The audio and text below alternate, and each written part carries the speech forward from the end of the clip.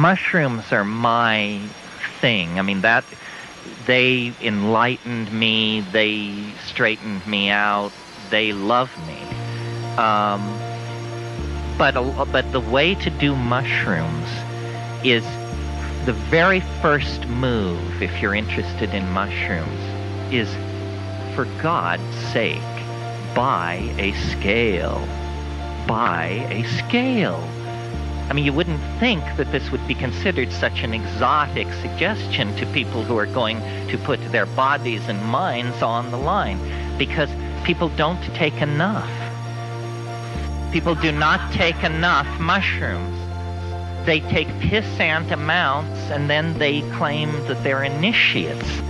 You must take a measured 5 dried grams on an empty stomach. Measured. And when you see what that is, you'll realize that, you weren't even camped in the atrium. You were camped in the driveway. Mushrooms, in some ways, I mean, DMT is the most terrifying and astonishing thing in the universe. But it's very hard to know what to do with it. Psilocybin is your friend. It wants to teach.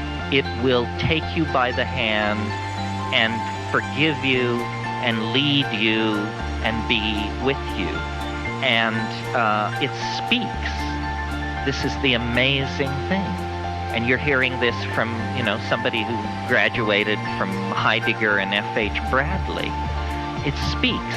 No other psychedelic does that, in my experience. Occasionally, a phrase will pop into your head on another substance that is like a gift, an aphorism. But I mean, psilocybin raves. It raves. And it has positions.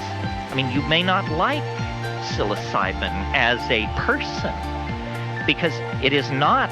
the astonishing thing about the psilocybin entity, to my mind, and I get good confirmation of this, is it is not very earthly.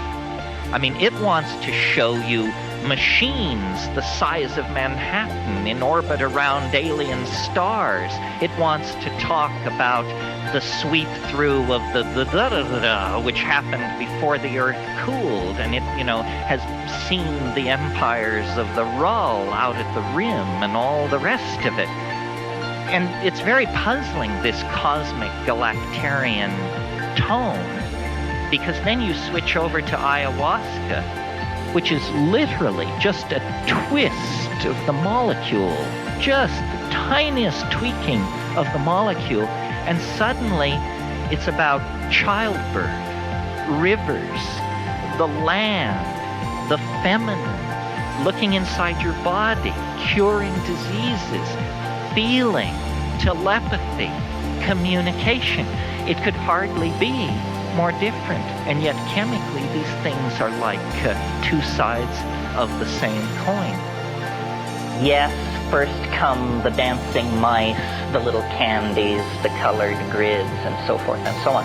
But what eventually happens, quickly, like 10 minutes later, is there is an entity in the trance, in the vision. There is a mind there waiting that speaks good English and invites you up into its room. What it is it's a voice in the head that people strove to attain for 1,000 years. This was the sine qua non of intellectual accomplishment in the Greco-Roman world, and the Logos told you the right way to live. And this is sort of what you get with psilocybin. You get a voice that can confound you with the depth and brilliance of its answers. This is what you want. And I've had over and over the experience of showing somebody what 5 grams is, and they're appalled. They say, my God, you can't be serious. I mean, I take a fifth. that much, a fourth that much. Yeah, well, that's the problem. That's why you don't have elves in the attic and bats in the belfry like I do. A lot of people have said you're a hallucination nut. You're obsessed with hallucination. I freely admit it. But I will defend my obsession with vision. I think the world wants to be seen. I think Blake was right that the divine imagination is something beheld. And for me, the visions are the proof that this is not my mind.